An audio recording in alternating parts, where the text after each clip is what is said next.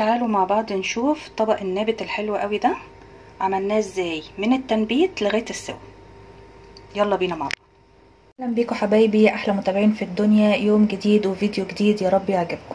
مع بعض النهارده الفول النابت، وهو ليه خطوات كتيره. هنعمله بطريقه سهله وبسيطه، ما فيهوش اي حاجه. انا هنا عندي نص كيلو فول.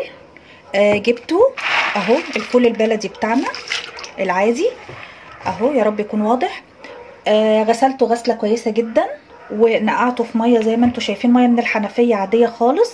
وهنقعه لمده 24 ساعه، يعني مثلا دلوقتي الساعه 10 بالليل. تاني يوم هغير بقى الميه عليه وهقول لكم نعمل ايه برضو الساعه 10 بالليل، يعني تاني يوم. اوكي، ده اللي احنا هنبتدي بيه، وده اول خطوه في الفول النابت. ده شكل الفول عندي بعد 24 ساعه نقع. طبعا اهو تضاعف زي ما انتم شايفين اهو بالمنظر ده. هبتدي اصفيه واحطه في مصفى كده، وفوطه مبلوله واحطها عليه كده كده بالمنظر ده. وكل شويه احط عليه كوبايه ميه، كل ما تلاقي الفوطه نشفت او هتبتدي تنشف او حاجه بتحطي عليه كوبايه ميه كده وبتسيبيه. هو بياخد كفايته والباقي بينزل، يعني مفيش مشكله خالص. وما تخليش الفوطه دي ناشفه خالص. ومن وقت للتاني برضو هشيل الفوطه كده واروح مقلباه كده علشان كله ينبت. نبتدي اعمله بالمنظر ده، ما تخليهوش ناشف خالص كده. لا هتحتاجي شاشه ولا هتحتاجي اي حاجه علشان ينبت، هو هينبت في المصفى كده اهو. وبرجع دي تاني لحد ما ينبت معاكي بس كده. خليه على طول محطوط في الحوض باستمرار، يعني بلاش الطبق ده، يعني خليه محطوط في الحوض على اساس الميه الزياده بتنزل في الحوض عادي. فده طريقه احسن، يعني انا على طول بعمله كده وبقالي سنين ماشيه بنفس الطريقه. وادي شكل النابت عندي بعد ليلتين من الطريقه اللي انا قلت لكم عليها بتاعه المصفى والفوطه. بصوا ادي الفول عندي بقى شكله عامل ازاي اهو، منبت كله اهو. وطبعا انا استمريت على موضوع التقليب، ان انا بقلبه عشان كله ينبت زي ما انتم شايفين كده. النتيجه تحفه، وما خدش بالظبط، هو خد بالظبط ليلتين بالطريقه اللي انا قلت لكم عليها. لا اتحط في فوطه ولا اتحط في شاشه ولا اي حاجه، زي ما انتم شايفين اهو. في حاله لو نبت معاكي كده وانت مش عايزه تعمليه في نفس اليوم، بشيله في كيس كده، فرغ منه الهواء بالمنظر ده كده، وعلى الفريزر على طول اهو. وما يطلع وهو متجمد برضو اسلقيه، وهوريكم برضو الطريقه اهو. انا شيلته اهو لان انا مش هعمله دلوقتي، هشيله في الفريزر عشان توصلي للنتيجه الحلوه دي. هو انا خليته في الحوض في المصفى اللي انا وريتها لكم، وعليه برضو الفوطه المبلوله، ومنين ما بدخل منين ما بخرج بدلق عليه ميه. فالنتيجه عندك هتبقى سريعه، في ليلتين بالظبط هتلاقيه بقى بالمنظر ده.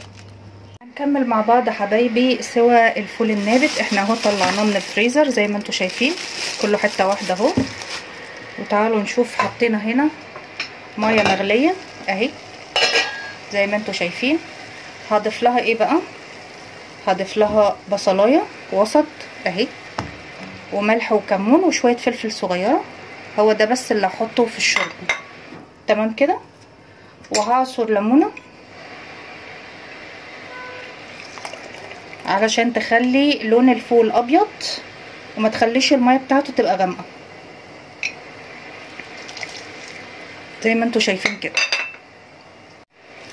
هبتدي بقى اسقط الفول عندي وهو مجمد كده اهو زي ما انتم شايفين. طبعا لو عندك انت لسه كنتي منبتاه وهتحطيه على طول تمام، بس هو انا عشان عندي كان في الفريزر اهو. بصوا بيتفك مع بعضه لوحده اهو زي ما انتم شايفين، مكملش اي حاجه ويتفك لوحده. هديله كده غلوه، يعني هسيبه بقى يستوي ياخد راحته في السوا اهو زي ما انتم شايفين. لونه حلو جدا اهو. اسيبه بس يكمل سوا. بعد ما بيغلي بلاقيه طلع ريمه عندي كده، اشيلها زي ما انتم شايفين اهي. بشيلها كده بالمنظر ده.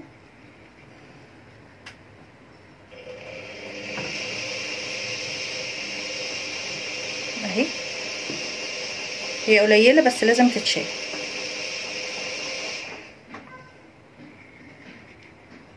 واسيبه برضو يكمل سوا. وبصوا بقى الليمون عندي خلى لونه فاتح ازاي اهو، والشوربه كمان فاتحه اهي. هنا بعد ما استوى عندي، تعالوا مع بعض بقى نشوف السوا بتاعه.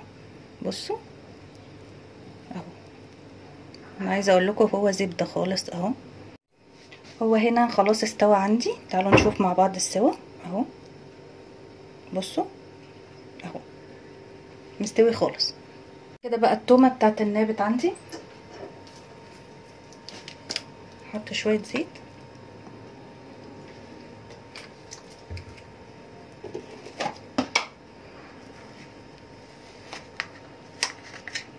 حته تومه اهي،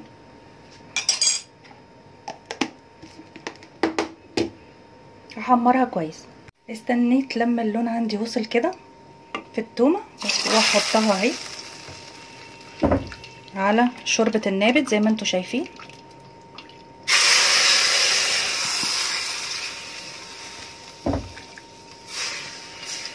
ريحتها حلوه جدا جدا، ولونه اهو زي ما انتوا شايفين اهو. وخلصنا احلى واسرع شوربه نابت من التنبيت لغايه السقاء اهو.